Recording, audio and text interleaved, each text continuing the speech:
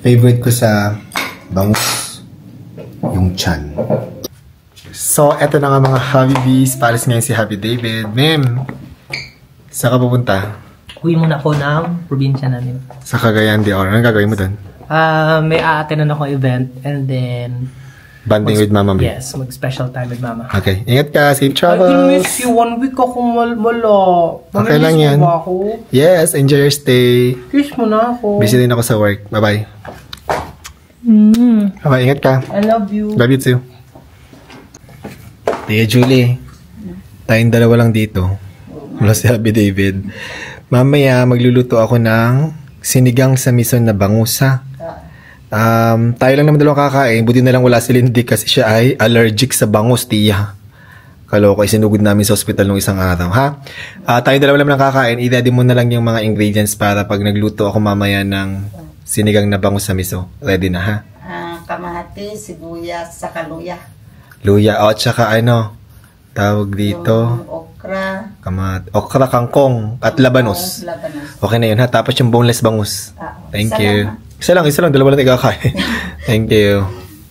Yung nag-ulam siya ng paksiw na bangus, ba't hindi nagka-allergy? Sino, si Lindy? Si Lindy. Kaya nga, ako tataka nga rin ako, di ba, nagluto ka ng paksiw, okay naman, di ba?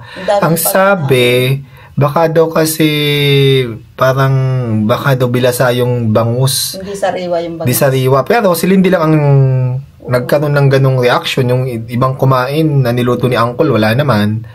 So baka bigla na lang lumabas sa kanya. Kasi para daw minsan, bigla na lang lumalabas. So, ayun. Kaya, yun ang nangyari kay Lindy. Ay, para mas safe, huwag na natin pakainin ng bangus si Lindy. Di ba, nakakatakot eh. Paborito niya pa man din ang paksiw. Kaya nga yung paksiw, masarap siya dun eh. Or pwede siguro pag malinis yung pag sariwa, dapat fresh. Ewan ko, di ko alam. Tamang-tama, Tia Julie, ang ating ulam. May sabaw uli kasi maulan na naman ang panahon. Yan, guys. At nilagay na ni Tia Julie ang ating mga ingredients. Simple lang tayo. Sinigang sa miso na bangus. So, mag-start na ako magluto ng ating sinigang na bangus sa miso. Gagawin ko, pipito ko muna yung mga bangus para hindi masyadong maglasog-lasog. So, ayan. Hiniwa ko na yung mga bangus natin.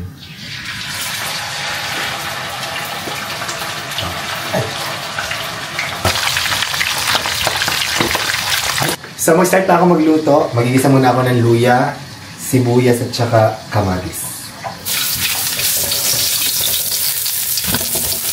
Lagyan na natin ng water, hot water, para sa sabaw.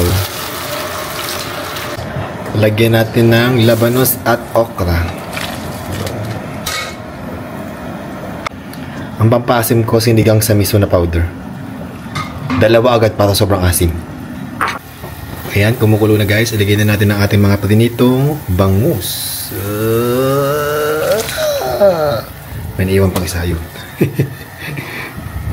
And lastly, ilalagay ko na ang ating kangkong. Masarap ang sinigang pag maraming kangkong. So, lagay ko lang dito. Tapos, tatakloban ko lang yan. And then, luto na. At eto na, luto na ang aming sinigang na boneless bangus sa miso. Kakain na kami ni Tia Julie. Ito na yung aking guys, ulam. Bangus. Sarap. Wala si Lindy dito.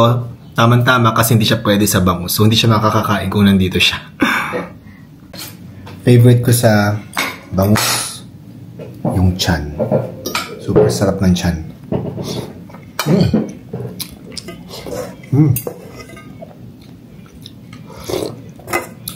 Sarap. Ano, Tia? Tama ba ang asim sa'yo? Tama lang. Maasim. Hindi ka ba nalulungkot, Tia, pag mag-isa ka dito? Hindi naman. Hindi ka naiinip? Hindi. Wala kang kausap. Wala si Ate Rose, wala si Lindy. Si Bella, tsaka si Lucinda. Tama, tinatabi mo sila, di ba, sa'yo? Pag natutulog. Pag mag-isa si Tia Julie, ang katabi niya si Bella at si Lucia.